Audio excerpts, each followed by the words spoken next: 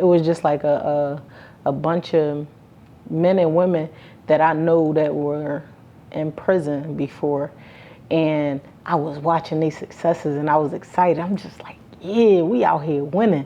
I mean, the felons up by a dub. You hear me? Not even 10. We ain't up 10. We up like a dub. Now it's a bean for real.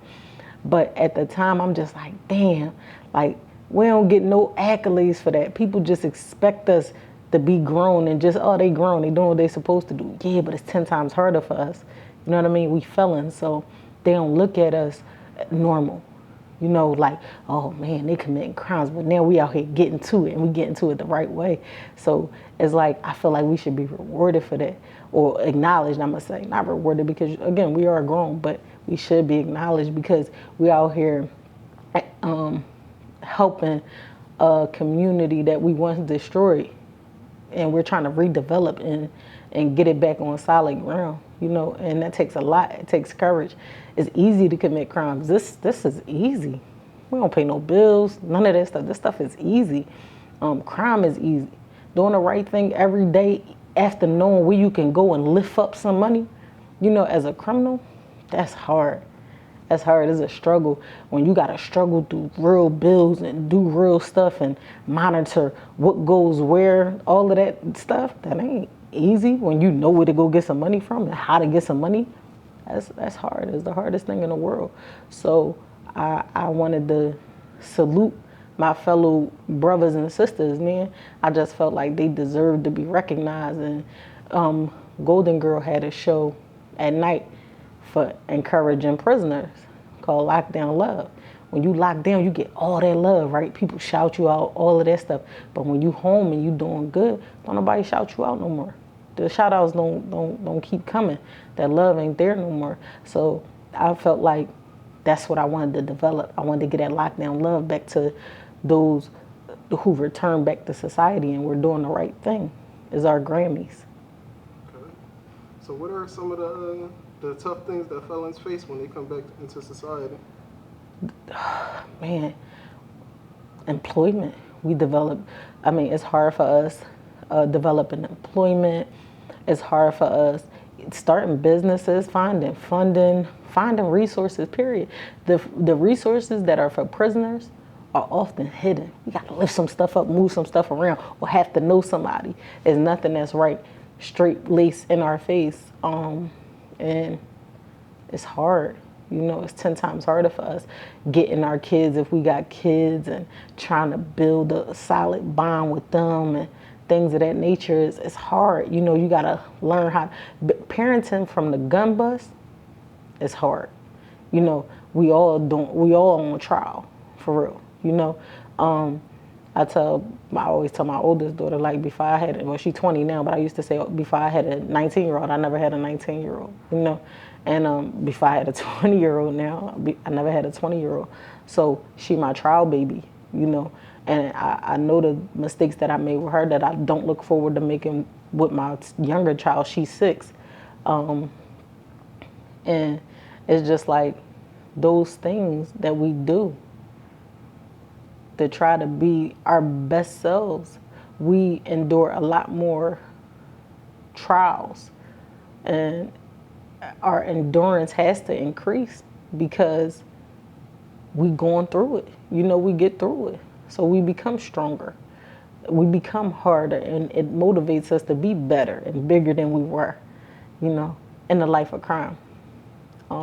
It's not easier, it's harder for us, but the strength that you develop being in the cell, it makes you Teflon.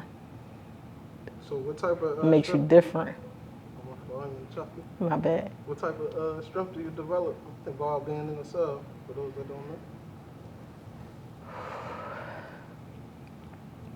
Patience.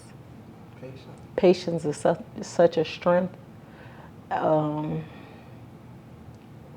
Patience is such a valuable strength because you have to have patience with yourself first and foremost, right? Because everything not gonna move as fast as it used to or as fast as you wanted to, and slow and steady wins the race. So it's something you got to develop and understand, that Sabr, patience, is what's going to guide you and get you through whatever adversity you're enduring, right? Then you got to have akal, which is knowledge, right?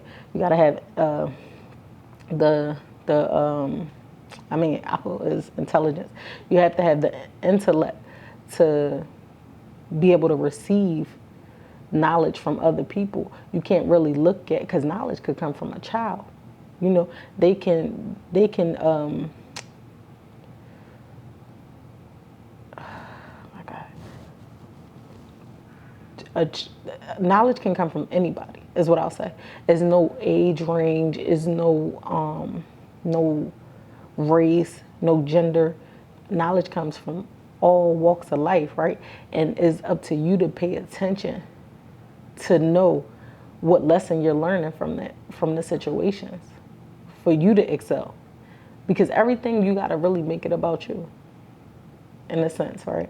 You got to make it, okay, this happened. Even if it's something bad, this happened, but how do I develop from this? How do I grow from this situation and not let it disturb my peace or my success or the things I'm trying to achieve? So all of those things is shakedowns and cop out your dropping and all types of stuff that go on in prison. And you got to really know that every battle is fought a different way, right? You can't necessarily always use your hands to fight. You know, I'm from the streets. I'm from North. We fight. You know, so it's like in jail I couldn't really do that. Like you can, but all right, now you in the orange jumpsuit, you in the hole. Now you can't make no phone calls. Now who really look dumb? You know, like you develop a sense of maturity in things that, like when I first entered prison, I was angry and I'm put my hands on whatever. I'm doing whatever I want to do because who gonna check me? I mean, who gonna check me? Who gonna do something to me? I'm already in jail. I'm already serving time. My book's straight. My mail on the beam. Everybody answer the phone when I call. I don't care. Don't matter what part of the jail you move me to. Time is time. It's gonna keep moving. And it took an old head, Michelle West. She said, don't make prison your, she said, don't get comfortable here. She said, don't get comfortable in prison. You don't belong here. She said, and don't never stop parenting. That was like the best advice somebody had ever given me in prison. She said, don't let prison be your final destination because you don't belong here. And don't stop parenting. And I didn't. Michelle West, for sure. And that's who really I do it for. Like, I do it for the likes of Michelle West, Ace Capone, Spook, RZA, Fats, Budget, you know, my guys, Silk, White, is all of those people that I grew up with or watched me run the streets, or I watched them run the streets and wreak havoc, and they end up being, I mean, they watching me now and they excited about my success because they know it's obtainable. You know, I could have came back out here and ran it up, did what we do, you know, and I didn't. I chose a different path, and in hindsight, it got them looking for a different path, you know, and I'm proud of that. I'm excited. I'm excited that when they start coming home, I'll have years of success with lockdown love and honoring men and women who become successful after incarceration, and they'll be among them, inshallah. So now, like, you came home, you're a successful businesswoman. What is some advice that you can give other felons that are going to come home, or people that's just coming home from that situation, to, you know, adapt and so they can become successful? When you come home from prison, the first thing you have to understand, don't nobody owe you nothing. Don't nobody owe you nothing. I don't care if you say you took a case for somebody or you was throwing rocks for this person and doing whatever. Don't nobody owe you nothing. And when you come home, that's the mindset you gotta have, and the fact that you only got your own 2 feet to stand on, and you gotta go get it, right? And you gotta realize that the youth watching, right? And you want to be a perfect example for them, because they coming like these officials. They gonna come back. They watching. They waiting. They be excited when we come back because it's really a ha moment for them. But you don't get to get. They don't get to get an aha moment from me. My aha is my success. It's right back at you.